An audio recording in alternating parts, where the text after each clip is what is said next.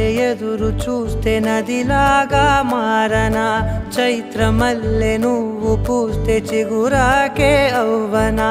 నన్నే వరించే యువరాజును అంట నీ యువరాజు